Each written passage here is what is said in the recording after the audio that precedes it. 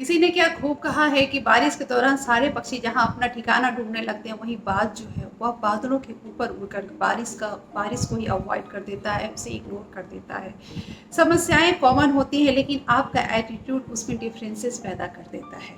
और यही एटीट्यूड, यही वाक्य अपने जीवन के अनुभव से कह गए वह भारत के आन बान और शान कहे जाने वाले हमारे मिसाइल मैन के नाम से जाने जाने वाले डॉक्टर अब्दुल कलाम साहब। आज मैं बात कर रही हूँ डॉक्टर अब्दुल कलाम की ज़िंदगी से जुड़ी हुई कुछ ऐसे फैक्ट, कुछ ऐसे तथ्य जिससे आप अभी तक अनजान होंगे, अनभिज्ञ होंगे।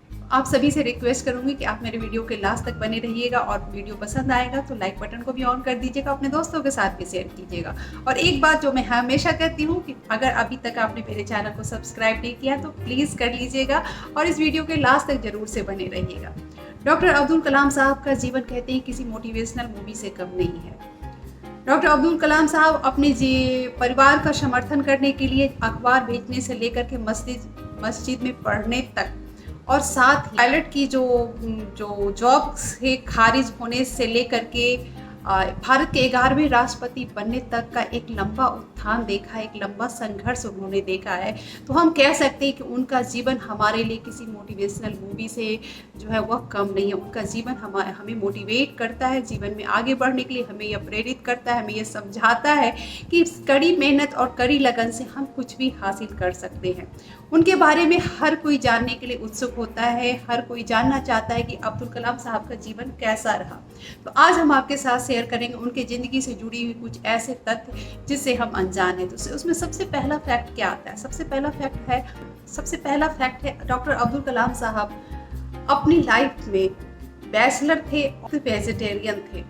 अपने लाइफ में उन्होंने कभी शादी नहीं की, वह बैचलर थे यानी कि कुंवारे थे, और साथ ही वह पूरी तरह से वेजिटेरियन थे। कहा जाता है कि वह धर्म से मुसलमान होने के बावजूद भी उन्होंने कभी भी मांसाहार भोजन नहीं किया, मांसाहारी वो नहीं थे और पूरी तरह से शाकाहारी थे।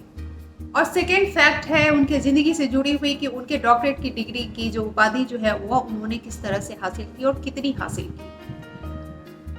जानकर आश्चर्य होगा कि जहां एक डॉक्टरेट की डिग्री हासिल करना इतने मुश्किल का काम होता है, वहीं अब्दुल कलाम साहब ने अपने ज़िंदगी में 48 यानी कि 48 डॉक्टरेट की उपाधि उन्होंने हासिल किया था।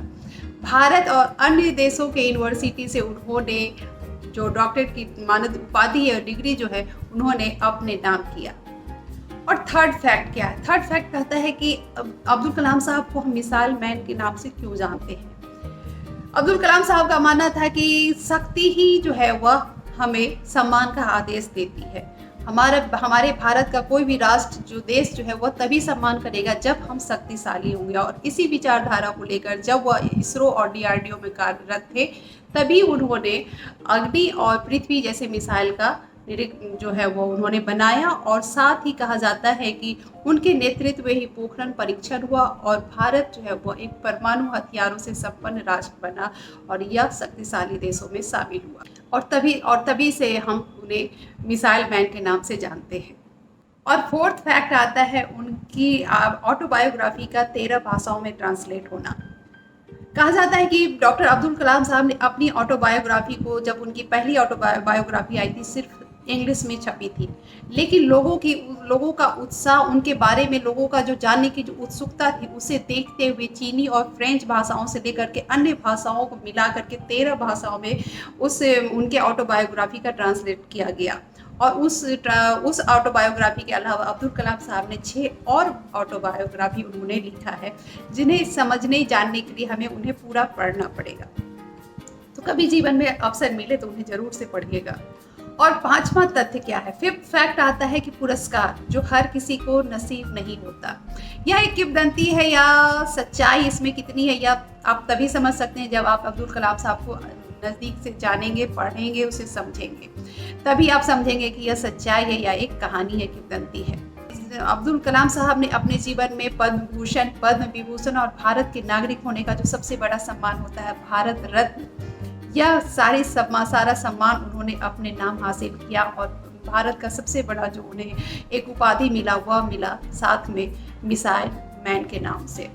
6th और आखिरी पॉइंट आता है बच्चों के प्रेसिडेंट। हमारे भारत में 2 ऐसे नेता हुए हैं जो बच्चों के खास करके सबसे लोकप्रिय हुए हैं। पहला हम सभी जानते हैं कि भारत के प्रथम प्रधानमंत्री जवाहरलाल नेहरू, जिन्हें हम चाचा नेहरू के नाम से जानते हैं, और दूसरे हमारे अब्दुल कलाम साहब, जिन्हें बच्चे अपने आदर्श, अपने गुरु और उन्हें एक शिक्षक के रूप में और भारत के सबसे प्रिय नेता के रूप में पसंद करते हैं। और कहा जाता है कि जितना बच्चे उन्हें पसंद करते थे, उतना ही अब्दुल कलाम साहब भी बच्चों को पसंद करते थे।